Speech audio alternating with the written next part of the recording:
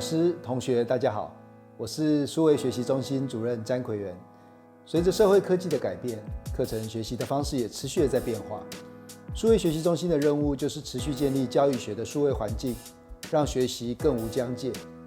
从110学年度第2学期开始，一直以来负责台大教学界面的 CEBA 即将功成身退 ，NTU Cool 将全面取代，成为台大唯一的数位教学平台。这是个很重要的一步，也实质地影响各位老师和学生。因此，我有责任跟大家说明我们的平台转换规划。现行的 CEBA 从2003年使用到现在，20年来，原本的程式架构和资料库已逐渐无法应付现在的资安需求。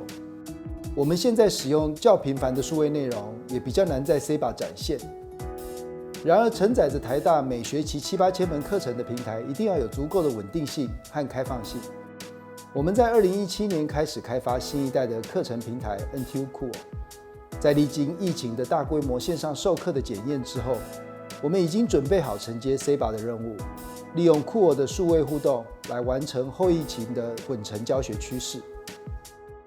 NTU Cool 以 Canvas LMS 开源版为架构，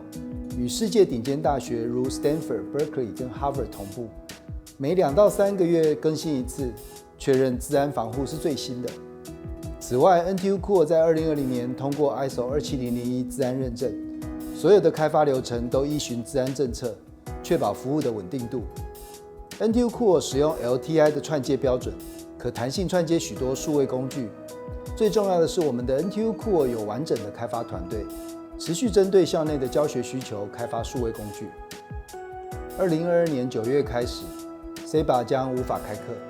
所有的内容在9月1号全面转为微读，使用者仍然可以登入下载，但没有办法更新资料。老师们在 NTU Cool 开课的时候，可以选择复制 CEBA 既有的课程和全部的内容。这个功能在2022年1月下旬会上线。2022年9月1号开始 ，CEBA 有一键下载的功能，老师们可以下载课程大纲以及所有课程相关的档案，学生也可以下载课程大纲、老师分享的课程档案，还有您自己上传的作业。系统的转换会有短时间的不适应，各学系、研究所还有各位老师，在平台转换过程中有任何需要支援的地方，请跟我们数位学习中心联系。我们也可以提供客制化的说明会和操作教学，请大家支持台大的教学创新方案，谢谢大家。